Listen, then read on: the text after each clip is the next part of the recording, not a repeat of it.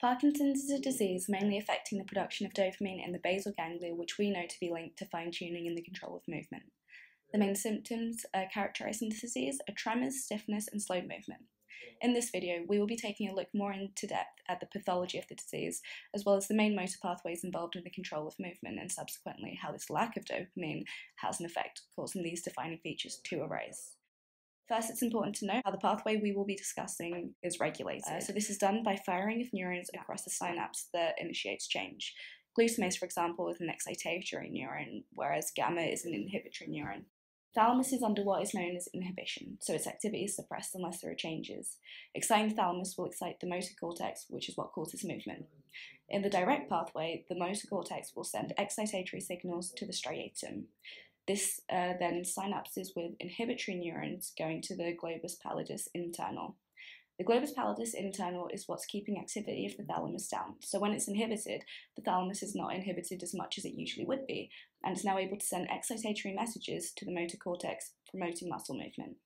The substantia nigra sends dopamine to the striatum, which synapses with these inhibitory signals, exciting them further, which results in further inhibition of the globus pallidus internal. The subthalamic nucleus is actually what's exciting the substantia nigra. The substantia nigra is able to respond via inhibitory neurons, which then reduces inhibition to the globus pallidus internal. Real-life application of this is if you're late to a lecture, you may go from walking to running, with dopamine amplifying the direct pathway. When dopamine is lost, the direct pathway can't be amplified, and it can't be sent from the substantia nigra to the striatum, and thus muscles can't be excited. In the indirect pathway, the role is to reduce thalamus activity. For example, once you've arrived at your lecture, you may need to go from running to walking. To reduce this movement, the indirect pathway comes into play. First, the motor cortex stimulates activity of the striatum. As the striatum is excited, it sends inhibitory neurons to the globus pallidus external. When the globus pallidus external's activity is turned down, it can't inhibit the subthalamic nucleus as much. Due to the subthalamic nucleus being more excited, it sends excitatory messages to the globus pallidus internal. We already know that the globus pallidus internal's role is to inhibit activity of the thalamus, so this reduces movement. In this pathway, the substantia nigra adjusts this to allow some movement. This is done when the subthalamic nucleus excites the substantia nigra, which sends dopamine neurons to the striatum, which turns down activity in the excitatory neurons going to the globus pallidus internal, and this is what's responsible for inhibition. This means that the globus pallidus internal becomes more active and thus does not restrict the thalamus as much.